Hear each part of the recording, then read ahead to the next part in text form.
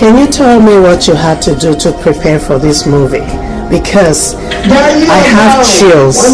This movie is incredible. And I'm looking at you, and I'm looking at the person that acted in that movie as a Kobo, and where there's so much power, the energy, the emotions, everything. I don't know, it's incredible. Did you have to like fast, eat certain kind of food? Did you have to think about certain things to draw? What did you have to do in preparation, and how long did it take you? I just had to work on my physique.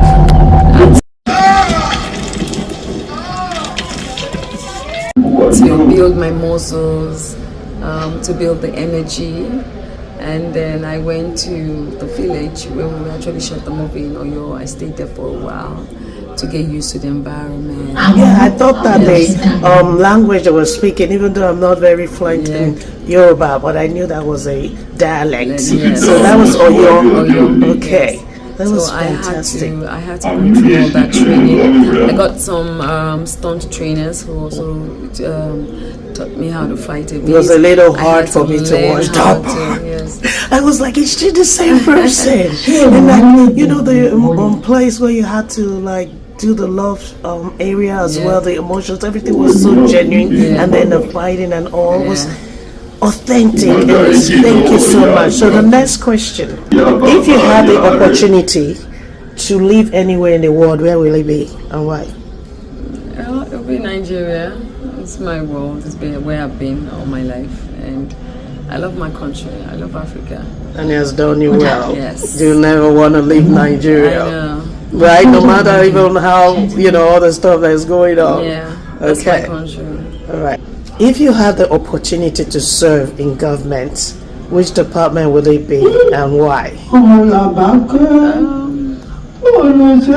very passionate about my people, passionate about women and children. So I probably will be in that department, and I'm also passionate about the youth. So I've seen all your work that you've been doing. What are some areas you've been working? Sorry? What are some areas that you have been like giving back to in? We've been giving back for a very long time, and I'm still doing that. I have a foundation called the Pinkest Foundation. We give back a lot to less privileged, to kids with special needs. We give back to a lot of women. We give back to so many people. That's excellent. I commend you for that. Thank you. Which movie or drama that you've ever been that clearly made you famous, influential, like not necessarily money, but like connected you with people that made you stand out? And then also, is it the same movie that gave you the financial stability that you have today? Okay, so that's 3 questions in one. Okay, so which movie? I know you've done a lot. I've done a lot of movies. I would say I can't even remember now. I know Oga, one other movie. So many movies. My growth was not at once. It was just gradual. It was a gradual process. Botife, my movie, also put me out there. A lot of Mokare production and also I think I gained more fame again when I started doing TikTok. I didn't even know that. I will have to follow you and check that. I became a TikTok sensation. And how many people following you there? I think I have about 3 million or 3 million. Wow. What do you talk about? No, I just like mimic. Showcase. I have different characters on TikTok, so you have to watch it. So people who need to know more about you can just follow you on TikTok. Iyabo Ojo on TikTok. That's awesome. I have just 2 more questions. If you had the power to make amends, in your life, which area will you retouch? You know, like a house remodeling in your life. Is there any area you would like to redo, remodel, put some touches in, if you look back? Probably will take my time to. Like, you know, that question when they say, what would you tell your younger self? My younger self. Yeah, so it's almost like that.